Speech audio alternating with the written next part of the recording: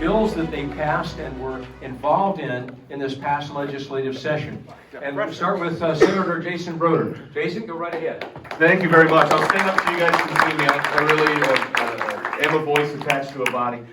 Thank you all for coming. This is very impressive. As a former REC chair of Seminole County, I know what it takes to come to this club, dedicate yourselves to the cause, and continue to come to hear updates like this. I think it's a really, really important thing, and I want to commend you because this is just fantastic to have this many folks here, particularly the number of guests. We hope you come back all the time. My name is Jason Brodeur. I was born at Halifax. I lived in Port Orange and Daytona, and part of my service prior to being in the state Senate was I was in the Florida House of Representatives and served with Representative Leek. I had parts of Osteen, Deltona, Enterprise before I was redistricted out of that, and that may be a question for later. I was on the team that, or one of the several of the committees that redistricted 10 years ago, and know what to expect coming up, I think. We'll see. A couple of things that I did this year that I'm really proud of. The first and foremost one had to do with child welfare. I spent most of my time in the House of Representatives in the Health and Human Service Committee and deal a lot with vulnerable populations. And one of the things that we found that was really an inequitable application of the law had to do around one of the most critical things we do, and that is removing children from home and going to out-of-home care for those children that have to be removed. Whether they're removed from the Department of Children and Families or they're removed by a local sheriff's office, what happens that minute you remove the child from the home? How are they treated, and then how are they placed? It gets complicated when they have siblings. It gets complicated when those siblings might also be out of home. Where do you put them? What time? How many? Is there another relative? Is that relative fit? And what we find among different circuits is that that was always happening differently. Is that you would have a 3-year-old who was removed, and they had a 1.5-year-old sibling being removed. And in one case, a judge would say, well, you've got to put them back together, they're siblings. In another one, they would say, well, the 3-year-old's doing really well, let's put the 1.5-year-old somewhere and let them maintain a relationship. So a bill I did this year was to make sure that we had rules around that, with special rules for children under 3, because that's a different population when you're talking about child welfare. We now have uniform rules in all circuits in the state of Florida for what happens during the most critical times in the most vulnerable population's life. The second thing that I did that I'm really proud of was we passed the Right to Farm bill. As a Florida native, one of the things that bothers me, and I can say this as an elected official, and I'm sure somebody will comment on it, is people who come down to my office and go, well, you know, in Ohio, this is how we did it. You're allowed to go back. It's fine. And what we found is that 1/3 of our heritage as a state belongs to agriculture. That's how we still get 1/3 of our income, believe it or not. We're the largest blueberry producer in the world.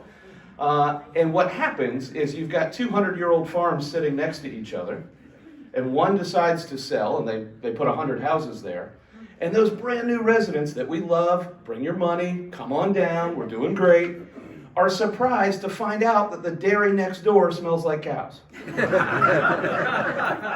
the 3rd generation farmer is like, who are these guys? They just sued me.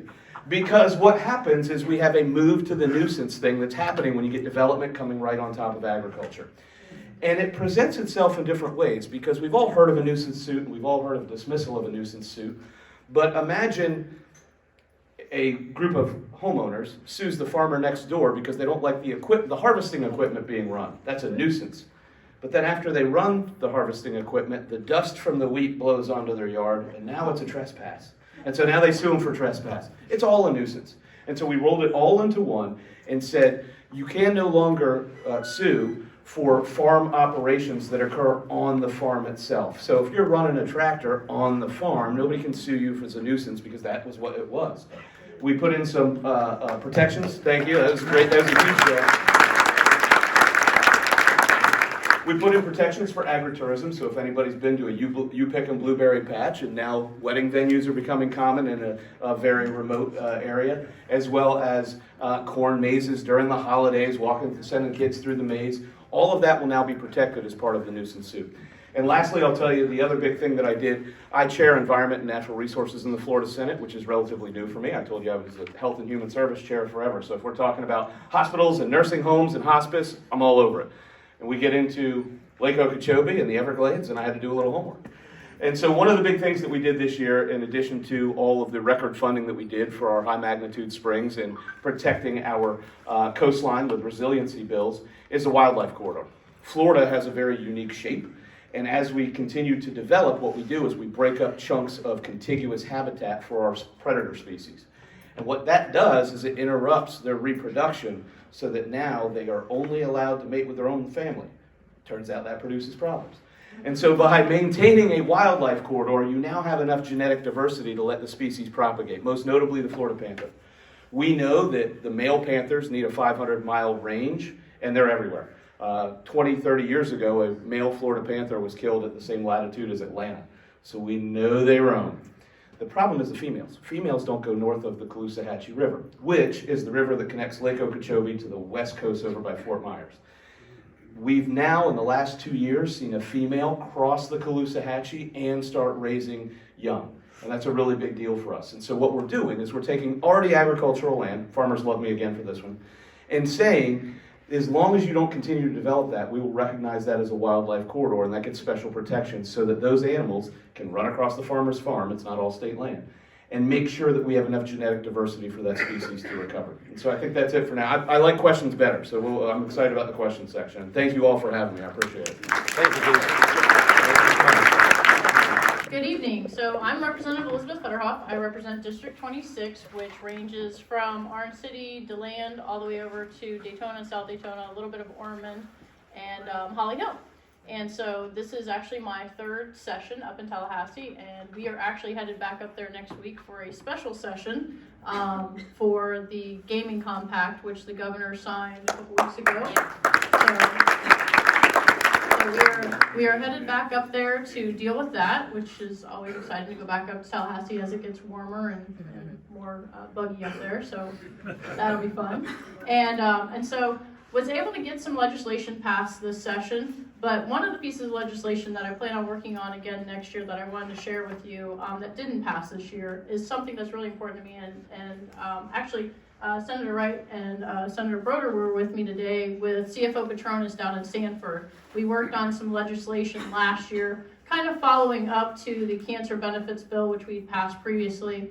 And it is for decontamination kits for our firefighters to make sure that they are getting all of their gear decontaminated so that they're not re-exposed to the carcinogens that they deal with. You know, everything that we have in our homes now, when it catches on fire, the plastics and everything are very harmful. And our firefighters are dying at a young age from cancers that are preventable if they're given the right equipment. And so today we are actually down in Sanford with the CFO, and we are presenting checks to various Central Florida fire stations, fire districts, to basically make sure that they can get the equipment to clean all of their gear and everything. And it was really exciting because they know that this is going to prevent their buddies that they're out there protecting us every day with from dying too young from cancer. So that was really exciting. So this year I was actually working on a piece of legislation regarding COVID. So our first responders are out there and they're getting COVID, and their workers' comp is not covering if they get COVID, if they get sick, if they die from COVID. Their death benefits are not going to their family, and we need to make sure that that's changed in law. And so right now they're covered if they get tuberculosis or hepatitis or something like that, but COVID is not something that would necessarily be covered by this. And so instead of just putting COVID in there, because it could be, COVID-20 next time or something else, we're putting infectious disease in there during an emergency order so that if our first responders who are out there putting their lives on the line every day for us are exposed to COVID and become affected by it, that they're covered. So I'm going to work on it again next year and, hopefully get some more momentum behind it. There was a lot of other COVID liability issues that we dealt with this year, and we did put in a lot of great legislation that is going to protect our businesses and our individuals, but this is something that I'm passionate about and will continue to work on. Got a couple other things passed this year. They're really boring, so credit for reinsurance, I'm sure you guys don't want to hear about that. Florida Building Code, we actually were able to pass a pretty comprehensive bill regarding building code.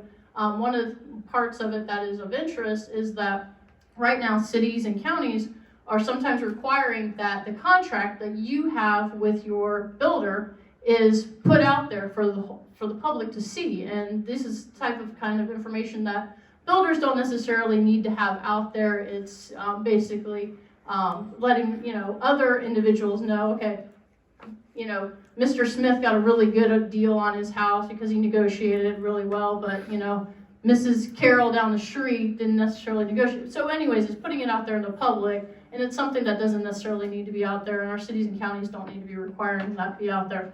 It also allows for individuals to petition the Florida Building Commission if they see that there's an issue that is affecting them as far as local ordinances, and you can actually get some feedback as far as whether they're overstepping their boundaries. So that's a really good thing for individuals that feel like cities and counties may be overstepping where they need to be as far as building code goes. We really try to keep building code as universal as possible, and so this is something that's really important in order, you know, we're Hurricane Alley, and so we need to make sure that our building code is as universal as possible, and we don't need cities and counties requiring different things across the board. So that was a really good piece of legislation that we got passed. I think we did a lot of good things for our environment this year, as Senator Brodeur was mentioning, and I think we will continue with our governor, who is very, very interested in making sure that Governor DeSantis, I think we would all agree that he is doing a really great job up there as far as our environment,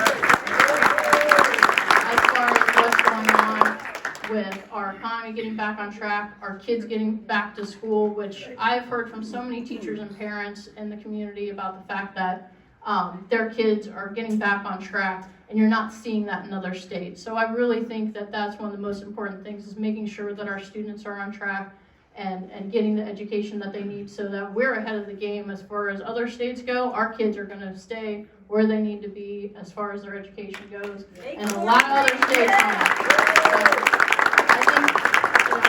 I was privileged this year to be vice chair of early learning and elementary education committee this year. So really got to see what strides we were making as far as our early education, making sure that there's accountability with our VPKs, which there hasn't been enough transparency and accountability, and making sure that our kids aren't just going to a daycare, they're getting the education that they need when they're going into kindergarten, and they're kindergarten ready, so that they are at those milestones that they need to be at when they get to first, second, third grade. They're reading at the level that they need to be at, and we are making the right steps right now to ensure that for all of our students. And I think that's really important for our future workforce and for Florida as a whole. So I think we did some really good things this year, and I'm going to actually let Rep. Leek continue on here. So thank you so much. Well, thank you all. Tom Leek, District 25. I get the eastern part of Volusia County.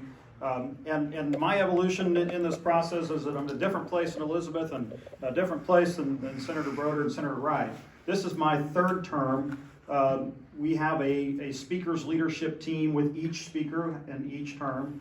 This is my second leadership team. And as you kind of evolve in this process, your role changes and you take on fewer bills, but you run larger bills. I'm going to talk to you about two of them. One was a relatively small bill, but it starts with a woman who calls my office and says that if she gets married, she has a baby, and then her husband, 7 months after the baby is born, gets arrested for soliciting a 13-year-old girl, or who we believe to be a 13-year-old girl. So she moves for divorce, and they get to court.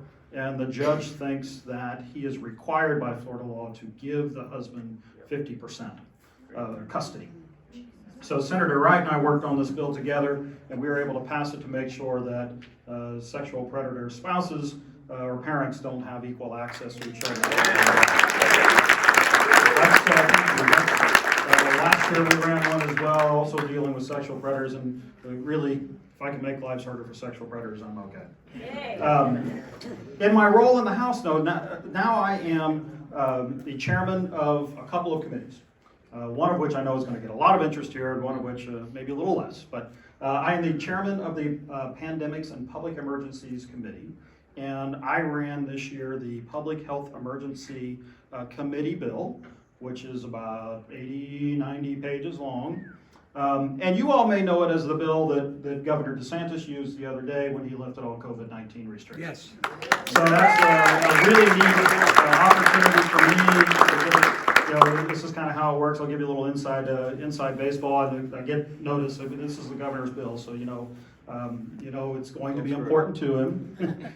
You get notice like 2 days before that says, hey, Governor DeSantis would like you to be somewhere in the state to appear with them and speak on the bill. And I'm like, well, okay, the somewhere is a little important to me, but I'll make it work, right? And then you get a call about 24 hours in advance.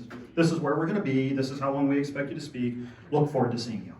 So I got to go to St. Pete the other day and appear with the governor when he announced this bill, and I got to be there. I got one of his cool pens, where he signed the bill and he signed the executive orders lifting the COVID-19 restrictions in the state of Florida.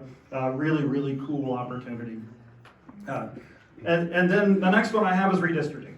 And so redistricting is that part of the Constitution that requires us every decade to take a look at our population and draw new maps for Congress, State House, and the State Senate.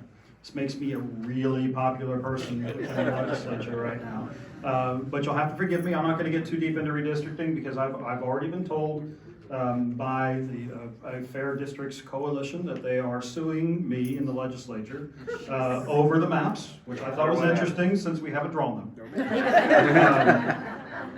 So, yeah, but I got to prepare for that. So I'm happy to answer any questions you all may have on redistricting, but I'm mostly going to answer questions regarding timeline and how the process works. And with that, I'm happy to turn it over to Senator Wright.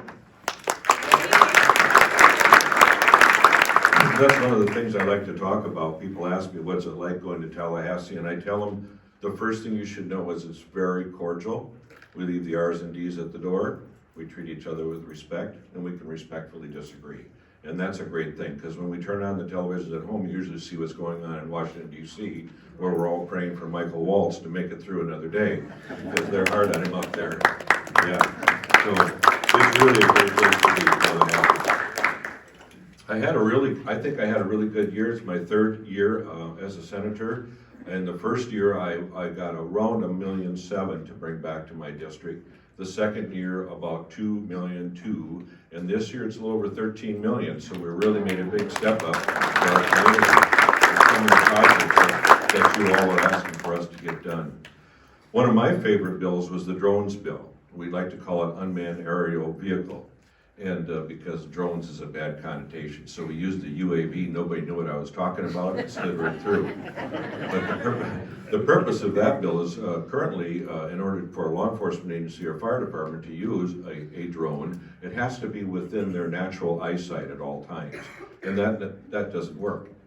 If you can see the drone, you can see the bad guy, you can see the car. And in Volusia County, you may not know, we actually have 33 drones in the sheriff's office.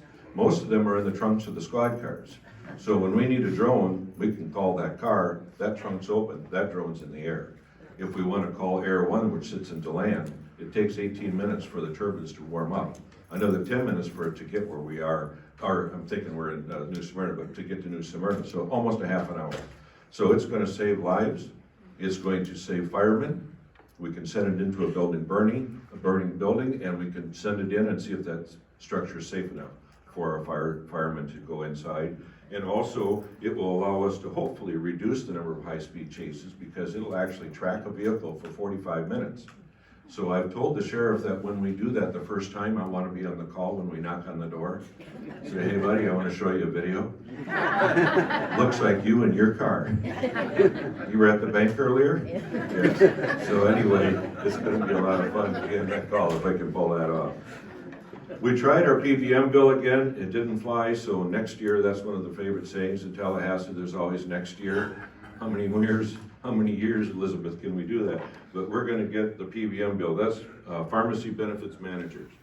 And the PVM bill, just a real quick note, is what really establishes the price that we all pay for prescriptions.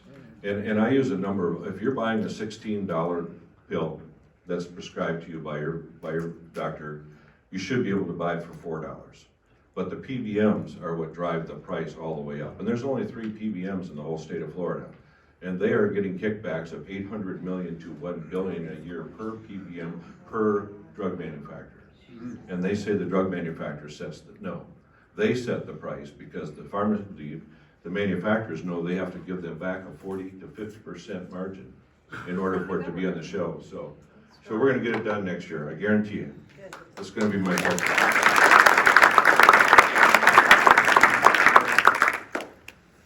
My first year, we got our canine bill through, which turned a misdemeanor into a second-class felony if you harmed or killed any law enforcement animal.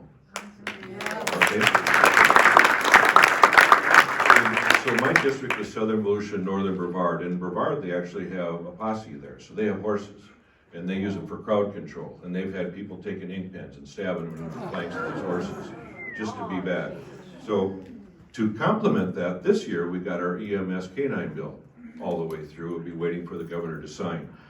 Again, Florida law, if a four-legged officer is injured on the scene, stabbed, shot, whatever, not allowed, EMS can't transport. EMS will now be able to liable and transport that animal. I look at it from the humane side because those animals are really a family member for that officer. They go home with that officer, they live with that officer. But you can look at it from the monetary. There's about a $50,000 investment in one of those animals. And we want to keep that animal alive for both reasons. So I'm really happy with that. My friend Tom Leek talked to you about the minor, it's called minor time sharing of convicted parents. And I was telling somebody the other day that we got this bill, Representative Leek and I got this minor time sharing bill through. And they thought that I meant that you could just have a minor amount of time to share your children. So I was like, no, it's a minor, and you can't share. So what he probably was wanting to tell you also is that the judge is given total control, which I think is so great about this bill. The judge that's involved in the divorce is also the one that's going to know the most about those two parents. And then that judge is no longer bound by 50-50. That judge can say, no way, 0, or it's got to be with the chaperone or something like that. So lastly, I'll tell you about Veterans Skill Bridge Program. And this is something that the Department of Defense, so it's a national program, the DOD, any military member that has 180 days or less of their military service and opts to take the apprentice program, the Department of Defense will continue to pay them their regular wages and their benefits while we allow that person to go out and take a job with a company in our state here that they may want to ultimately work for. So it will allow them to feel and go, yes, I like this job, I want to stay, or this isn't going to work, I want to go somewhere else. And I feel that a lot of our veterans, when we bring them back from service, we say, thank you for your service, thank you very much, good luck, see ya. And they're standing there going, wait a minute, I just come from a 4-year regimented lifestyle, and you just walked away from me and leaving me hanging. We don't want to leave any veterans hanging. We're very, very involved with our veterans, and there's a lot of great programs for our veterans. I won't bore you with all of them, but Veterans Florida, which is a state agency, has all of the information, and they are helping us with this Skill Bridge program. We're using it to try and bring on some Highway Patrol. We've already got 4 veterans that have applied to be Florida Highway Patrol officers. So I think it's going to be great.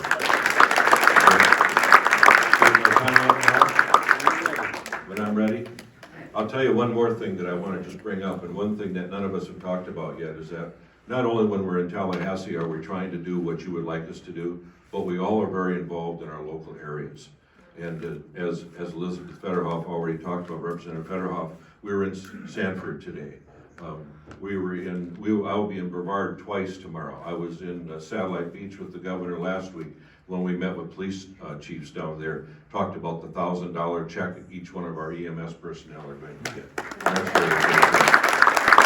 So I get a little bit defensive when people say, oh, you're out of session, what are you going to do all summer? Anyone want to see my calendar? Lindsay's here, she fills it. Yes. In the last week, she's put 38 more appointments on there, so when people ask, hey, can we go to lunch? Yes, probably in June. But that's the way it is. So anyway, I digress. Thank you very much.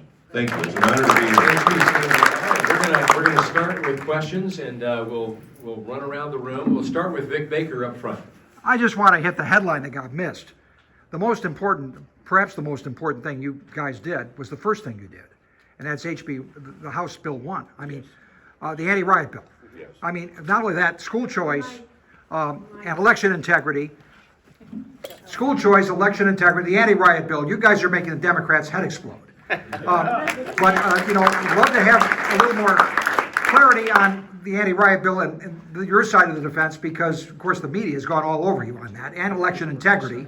What we've done to the law to make sure that every legal vote counts in the state of Florida and none other. And of course, today, the governor signed the school choice bill, another great accomplishment. Thanks. So Representative Leek, the discussion we had on HB1, can you clarify for everybody here, since you're an attorney, on mob intimidation and also the issue that we talked about earlier?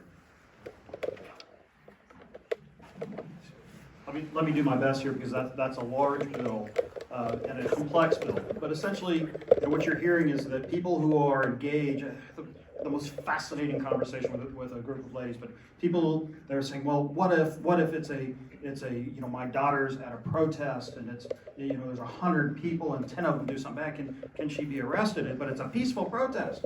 And I said, well, I thought you said 10 of them committed violence, because that's when you kind of cross that line, and once you cross it, then that's what triggers the bill. There has to be some degree of violence.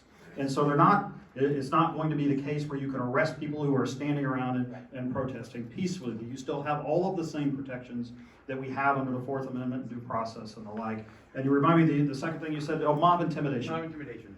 Yeah, mob intimidation, which some people are conflating with mostly peaceful protest. But mob intimidation are those things that you saw on TV where somebody's having dinner and a group of folks decide that they're going to come up and they're going to throw their drinks on them, they're going to grab their food and throw it away. That's mob intimidation. And you can see where that is very easily, you can determine whether somebody is committing violence and mob intimidation. The bill itself creates a heightened crime for things that have been illegal.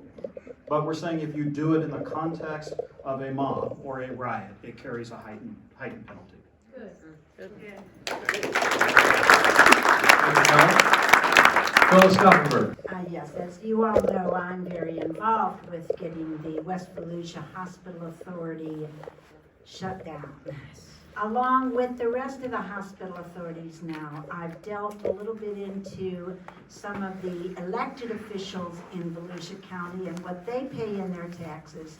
And their taxes for the hospital authority, whether it be Halifax, West Volusia, whichever one, is exorbitant. Now that we have lost the board over at the West Volusia Hospital Authority, it's totally derailed. 10 seconds. And the money is going every which direction. Can you give me an idea of where I can go with this? All right, healthcare, there we go, perfect. We have in the state of Florida a number of various taxing authorities that we in the state like or don't like. And they have a mosquito control district in Southwest Florida, there are hospital taxing districts. And by and large, if we're doing our job under normal circumstances, you don't need the special districts. There are plenty of hospitals that operate all over the state of Florida, whether they're rural, whether they're for-profit, whether they're safety nets, whether they're profit hospitals. All of the different kinds of hospitals we have under normal circumstances are able to operate and to keep their doors open under any circumstance without having to provide the local residents extra taxes on them. That's not what we should be doing. If there's a second argument in there, and the second argument is, well, how much money does the hospital need? Because if all the other hospitals are doing it without the extra money, why do you have to pay extra money just because you live in what's considered a catchment area for that local hospital? And part of that can be discovered on the ACA website. That's the Agency for Healthcare Administration. They're the agency that licenses these hospitals. They require certain reporting standards, such as the amount of money spent on patient care versus the amount of money on admin and overhead, profit by some standards. And you can look and see that although the Affordable Care Act required that managed care companies spend 85% of every dollar on direct patient care, leaving only 15% for overhead and admin, hospitals spend 40% or 42%. And so, yes, they have greater facilities. Yes, they have higher acuity. Yes, they have a lot of needs that a managed care plan wouldn't have to address. But how hard it would be to move to 49% directed patient care. Every time we turn around, there's a standalone emergency room affiliated with the hospital. And it competes with the urgent care center. We had a bill this year on that. Urgent care center, average bill is $295. Average walk-in standalone emergency room bill for the exact same thing, it's called an upper respiratory infection. You need a Z-Pack. $3,000. So $300 versus $3,000, and they look identical. And we still have to give extra money to the hospitals. And so the recourse, which is the end of your question, sorry I get all amped up about the healthcare stuff, is that we, in the state legislature, we need to look at abolishing those special taxing districts.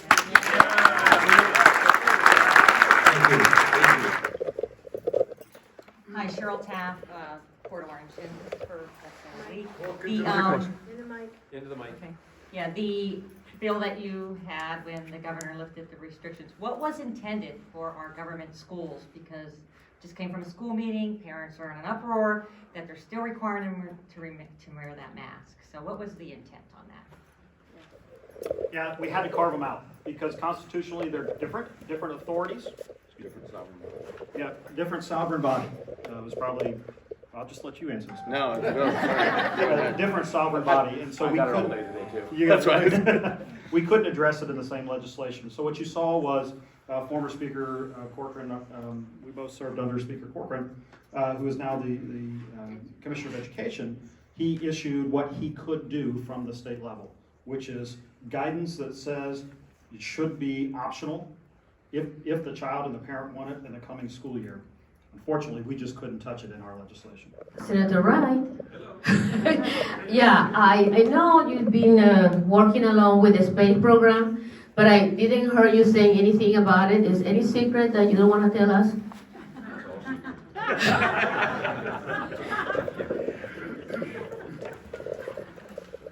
You know, that's really a fun part. Thank you for this question. It's really a fun part of my job because it's in my district. So I've told the story many times when the Mars rover lifted off. I was invited down there and there was a lot of people in this very plush room. I didn't even know it existed. And so after we were told we got 10 minutes before it's going to take off, start getting out to the observation deck. So I introduced myself to several people that were in jackets and ties, and they were from the Energy Commission. Why is the Energy Commission here? They said there's 12 pounds of plutonium in that Mars rover, and we want to make sure it goes to Mars. And I stood there for a minute, and I said, what happens if we have an anomaly? The guy thought for me, he says, we're going to be here a long time. So we sent all that nuclear stuff right to Mars, so it's up there. A lot of great things are happening in the space industry, and a lot of fun things that all of us up here are working on locally to bring other industries into our state. And as you all know, a lot of people are moving out of California, some are going to Texas, some are coming here.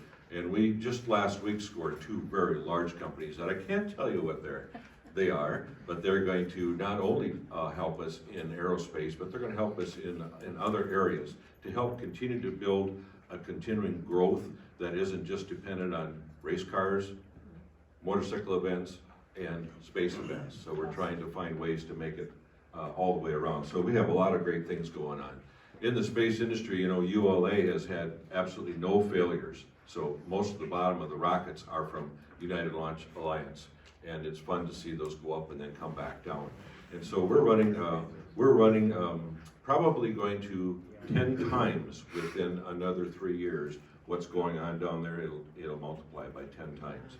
It's really amazing what's going on. Working on it over the past few years, even though Oak Hill's not in my district, we've all been working together because we understand how important it is for that area to get the infrastructure that they need to be able to be to bring in these companies that are running out of space, no pun intended, down in Brevard. They're looking to that southeast part of Volusia County to start expanding into. And so we're trying to make sure that Oak Hill area is up to snuff as far as their infrastructure. Their roads are there, the water, the septic to sewer stuff is taken care of.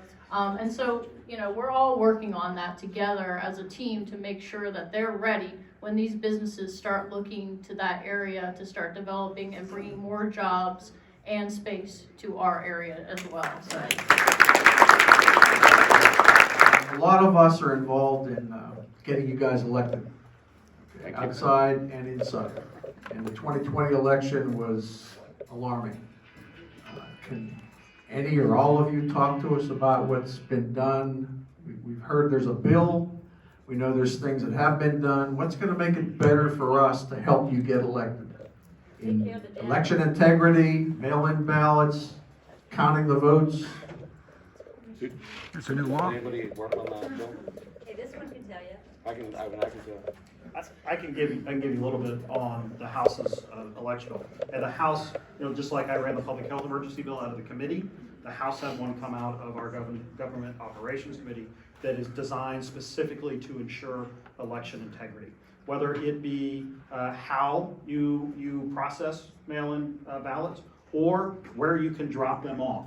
The bill itself is And it's gonna be another 60, 90-page bill. But it went through and systematically addressed each one of those issues that we thought existed, with the primary, and in my opinion, the worst issue we've got with ballot fraud is ballot harvesting.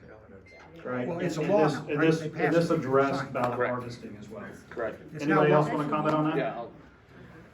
So as somebody who did a lot of the REC work, let's talk about the mechanics of an election and how things will look a little bit different under this bill versus what you would do normally. We know that in the last election, people could get within 100 feet of the front door and give you water and pass out stuff. And they go, oh, I'm not electioneering, even though it's got a picture of my face on it and my palm card basically on the label. I'm handing them water, it's fine. That now goes out to 150 feet. And as candidates, we would be okay with it being 500 feet because it's not right to be able to go talk to folks within that little circle. If you're giving them water, they're probably about to fall down. That seems like that's a little weird. The other big thing was with ballot boxes. You know how easy it is to order an absentee ballot, you fill it out in your kitchen, and then instead of waiting in that long line, you walk up and throw it in the ballot box like you're dropping off a piece of mail, and then walk away. Well, one of the things we saw with the ballot harvesting is that an unmanned box with nobody there, somebody could just dump 50 of those things in. You don't know where they came from, you don't know whether or not somebody was ordering ballots to a nursing home and then go collecting them all and that sort of thing. We now require that every ballot box site, you have to have somebody standing there and manned, and you can only do like 2 or 3 ballots per person. And so gone are the days when people just driving around and collecting all these ballots, and we have no idea where they're coming from. So I really think that this is going to go a long way towards talking about exactly what was said earlier, and that we are great with everyone voting legally.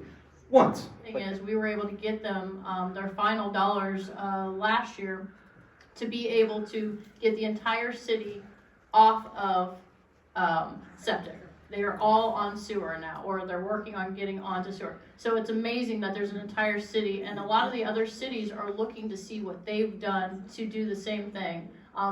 What I foresee, though, is we need to be prepared to upkeep this infrastructure. So that's something that we need to be putting aside money for and being aware of, because now it's going to be the municipality's responsibility to make sure those things are upkept so we don't have a larger issue, which I know a lot of people are concerned about. Okay, now we're on sewer, but what if those mains break? It's a bigger deal if something like that happens rather than somebody's septic tank, leaking over or something like that. So we got the South Daytona.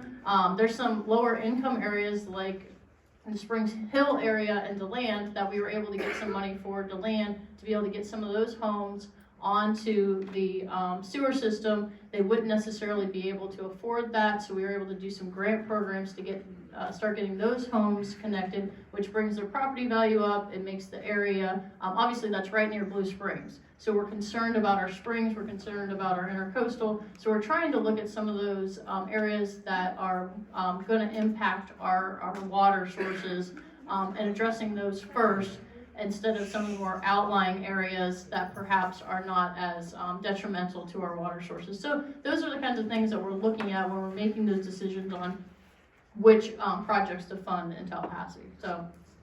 Now can I have it? Yes. As you know, Peggy, I was very involved in the Ormond by the Sea, and my goal is, I actually ran the bill. And so my goal was to minimize the cost to the homeowner. But man, if you want to tear apart a neighborhood, start talking about forcing a neighborhood to go to septic to sewer. And what happened in that project is we had a willing city who was willing to bring them in and put them on their sewer and water. You had some residents who were willing to do it. Some of them were unwilling to do it because even if they went over to city sewer and water, they were going to have to pay more in their bills. And so ultimately what happened is the city pulled its support of it, the residents pulled their support of it, but we had it there and ready to go to minimize the cost to the residents. We never got a final cost, so I couldn't tell you that it was going to be zero, but that was my goal, was to get it to zero. And there just wasn't enough support within the political body or within the residents. My turn. So I have the number here for you. The state has put aside $140,389,248 for cities to ask for the money in June. So any cities that you're working with, they should ask for this money. We're going to be doing something for our friend down there, Doug in Oak Hill, to get him some more money. We've already gotten him close to $1 million. I have to tell you, that little town of Oak Hill is very brave, because he asked me, when we were first looking at budget items, could you get me 16 million? I said, Doug, your whole budget's $1.2 million. He said, yeah. Well, how about 16 million? I said, try again. So, but I thought, well, how brave of him to at least, you don't get it if you don't ask. So that's what we're gonna do. And as Representative Leek was talking about, it's, that particular area, Ormond by the Sea, is not technically in my district, it's in Travis Hudson district, but that doesn't matter. I got several people up there that are calling me, wanting to know, when can we get septic to sewer hooked up? And I'm thinking, oh boy, you guys missed the boat. Because, if any of you are from that area, when those septic systems fail, there's really nowhere else to put a fresh septic system in. And I've been to some of those homes up there, and I say, okay, what's that right there? And they say, well, that's my well. Mm-hmm. And what's that right over here? Well, that's my drain field.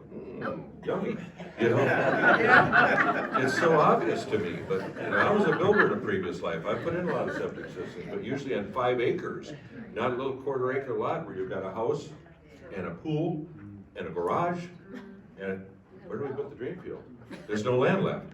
So anyway, it's a real problem. And someone asked earlier, you asked earlier about our water quality. And that's one of the big issues that the state is working on, is how can we clean up what we're discharging? And then we've got to work on where we're going to get more clean water. But right now, we're polluting ourselves so badly. And that's one of the main focuses that we're working on.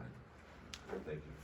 Thank you, Senator. So what is the likelihood, and I'll throw this out to the whole panel, because I know 3 of you probably sunk your teeth into this. What's the likelihood for some legislative relief for property owners who are losing property to unconstitutional regulatory takings? I'm speaking specifically of shoreline owners who are being unreasonably denied permits to construct the most effective protection against losing their shoreline. That's hard armament. And they're still paying taxes on property they can't use. You want me to take this? Hey. There you go. Yeah, so I ran a bill. Sometimes you run a bill because you think it's going to pass and it's going to get done. Sometimes you run a bill because you need to send a message to somebody, in this case an agency, that if you don't decide this and if you don't work this out, we're going to help you do it. And the things that scare a government agency the most is when the legislators try to solve their problems. So what he's talking about is we have some homeowners, and some of them have lost 40 feet of a 100-foot lawn. How Florida is handling all the illegal immigrants that are coming across the border and going to all the states. Oh, wow. Tom Leek question, huh? There you go. He's our lawyer. So how is Florida handling it? Right now, we're housing several of them from other states. In Florida, the federal government controls that. The federal government sends them to us. And, with the recent administration, that's what they're doing. In Florida, we are fortunate that we don't have the same type of problem that Texas does, where a river can recede and you can just walk across. In Florida, it's a little more difficult to get here, and those natural barriers help us a little bit. But what we really have to worry about is the administration shipping them in from other places where it's easier to get and storing them here. Where can we ship them back? Talk to Big Joe. Talk what they call him, the big guy. You got to talk to the big guy. Thank you, Tom. And ladies and gentlemen, we have to stop here because we only have the room until 9 p.m. and we have other business we have to take care of. Let's give our legislators a big hand. Thank you very much for being here. This is tremendous and interesting for us as a benefit. Thank you very much, ladies. Greatly appreciated.